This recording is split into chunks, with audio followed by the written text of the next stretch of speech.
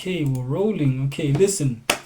Welcome back. Welcome back. We know what to do already. Pay your rent, like, comment, share, subscribe, all that good stuff. But basically today we're talking about this entire refugee immigration thing to America that a lot of the Afrikaners are doing now, né?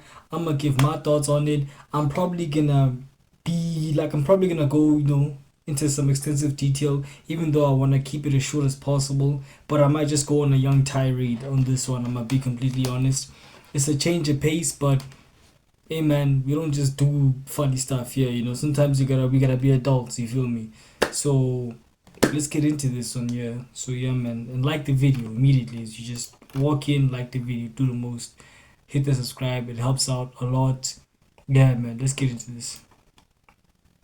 Well, ladies and gentlemen, it's going to be one of those days where the news just moves really fast. No sooner do I release a video than the news basically makes my video a little bit outdated.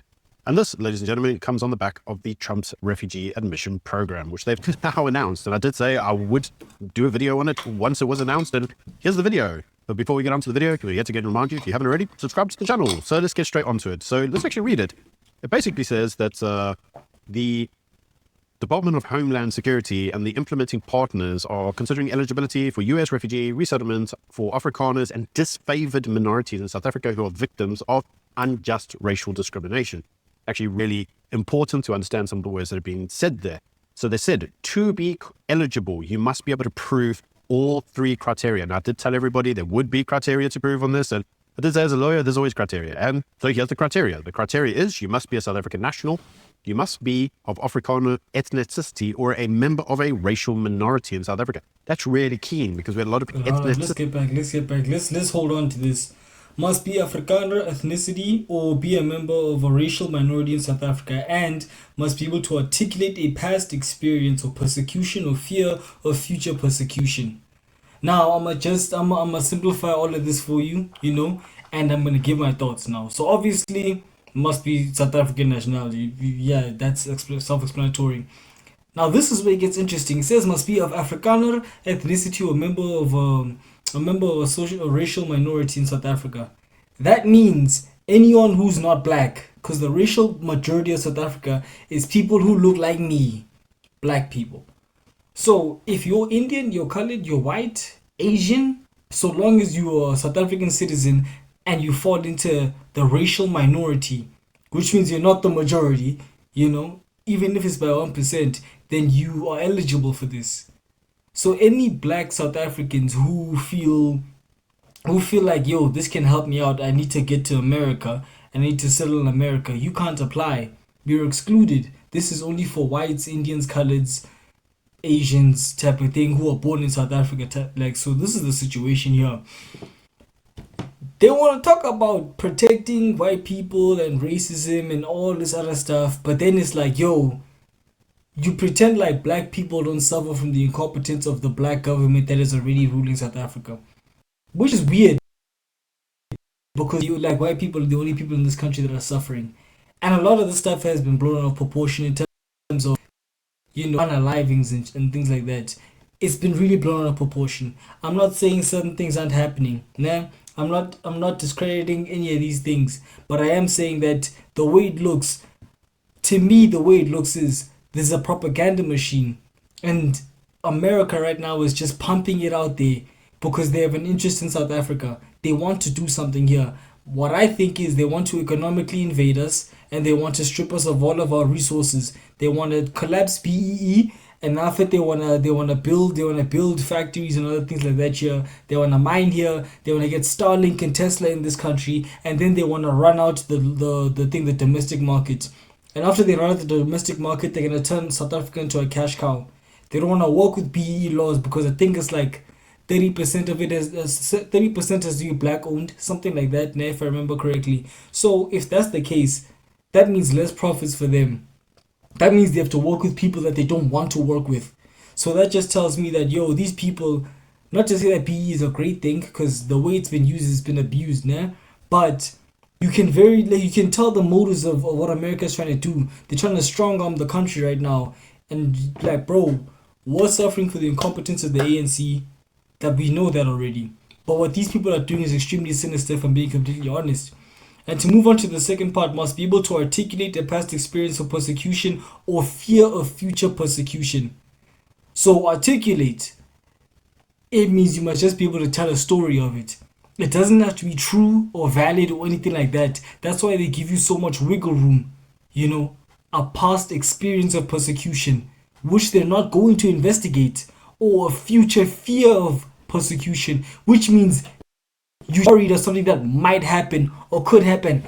In court, this is called conjecture. If you go to any court, they're gonna say this is called conjecture. And courts don't work on conjecture because you can't run a law on conjecture.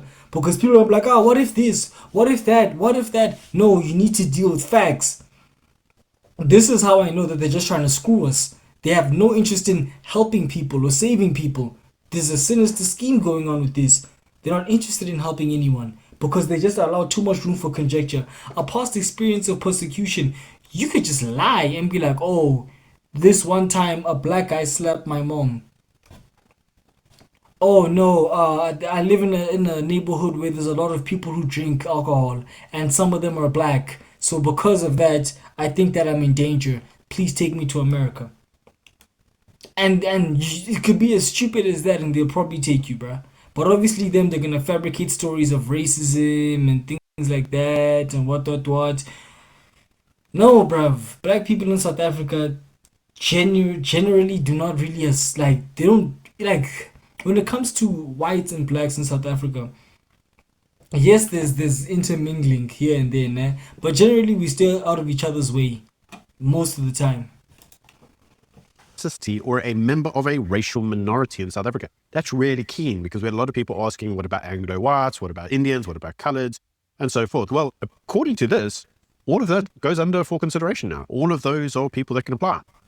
And you must be able to articulate a past experience of persecution or fear of future persecution. Now, the articulate part is very important because, as I've said in my legal video on this, there will be some form of proof required. And so they've now confirmed what that is, and it's an articulation. In other words, it will probably be a statement, a verbal statement. You might say an affidavit, something like that.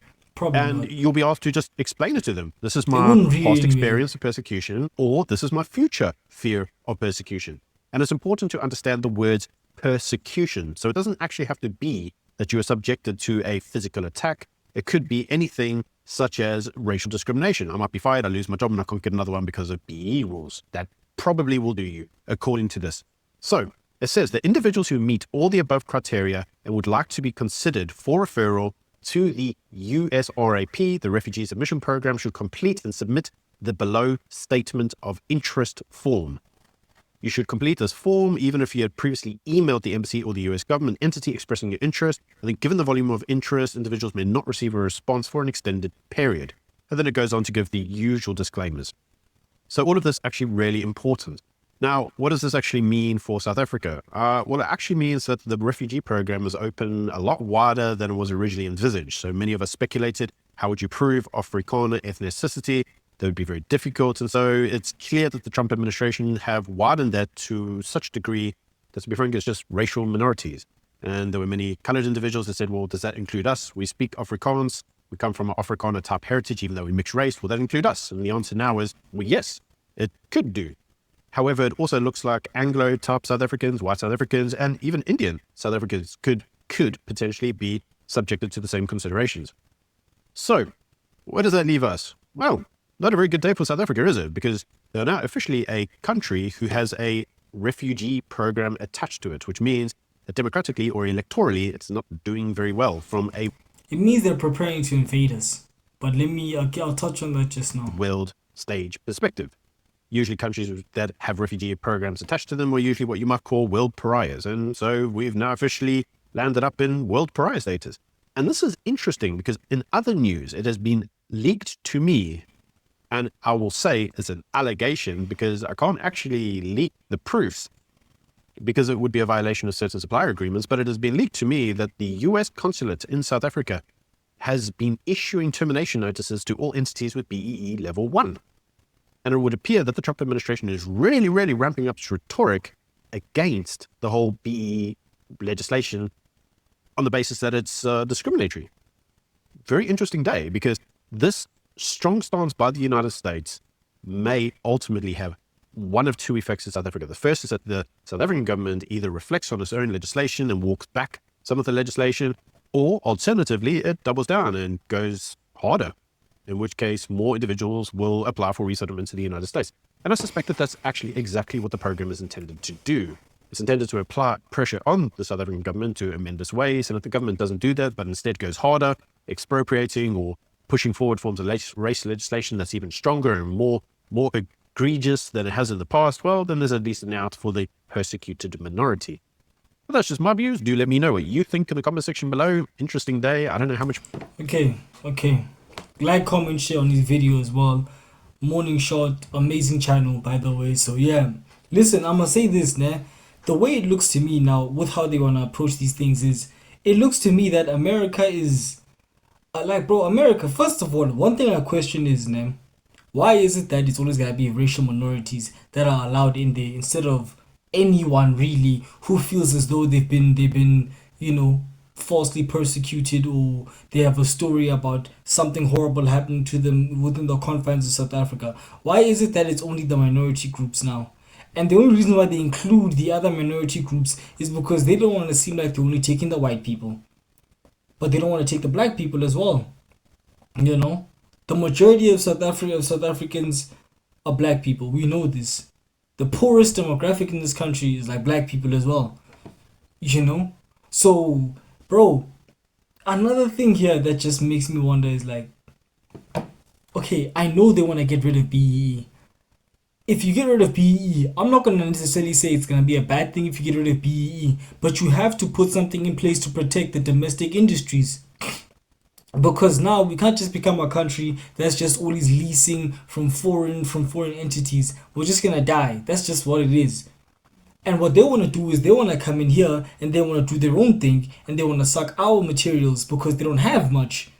Now, what the government has to do is they got to protect us. If you scrap BEE, find a way to protect South African interests. That's my view on this thing. If you want to scrap BEE, and this expropriation without land, expropriation land without compensation thing now, ne? Okay, cool. Listen, gonna make a very controversial take here now, but this is how things are. These gents came here from Europe and places like that. They came here and they beat the indigenous people and took their land from them. Our ancestors lost multiple wars against these peoples, against the flipping, the Dutch and all these gents. They lost it. That's just what it is. Now, when you lose a war, you face consequences for losing. Hence, your land gets taken away, your livestock, your possibly women and children as well. And they kill the fighting age men. That's what happens. I shouldn't have said the K word, man. Damn it, man. Now they're gonna shadow this thing. Now I have to block that out. Anyway, that's what happens. My thing here is now, man, like, as much as they won and they took everything, let's not pretend like, how can I even articulate this, bro? Like, how can I even articulate this part here? These Owens came here and they won. We now it's gonna be very difficult for us to just push back and be like, oh, this is our land. What. The letter of the law from back in the day says if you lose, you lose, and we take your stuff. It's gonna be very weird if you're gonna take their land right back without actually compensating them. I don't agree with taking the land away without compensating, personally. If you're gonna take land from somebody, you gotta compensate them, or you go to them and say, I want this piece of land. And then based on that, they're like, okay, let's agree on a settlement here on certain financial packages. That's what you gotta do. That's the legal way of doing things, and that's the fair way of doing things. Yeah, and we can say, no, they got the land in unfair ways and this, that, and the other. Yes, that's true, but the land is theirs and the game is the game.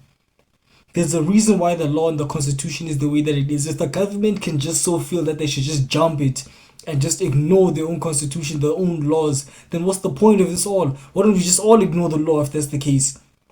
There's procedures that gotta be followed. I don't believe in just taking things from people that are paying for them. And that's just me though. If they charge crazy prices, bro, obviously you're not gonna pay. this government is probably paying, but that's corruption and that's an entirely different topic. So yo, I don't agree with expropriation without compensation. If I'm being completely honest, that's my take. And yeah, man, let me know what y'all think in the comment section. Stop being afraid. Flipping, I'm not gonna kill you. I'm not gonna bite you. I said that word again. I'm not gonna bite you and all sort of stuff. So yeah, man.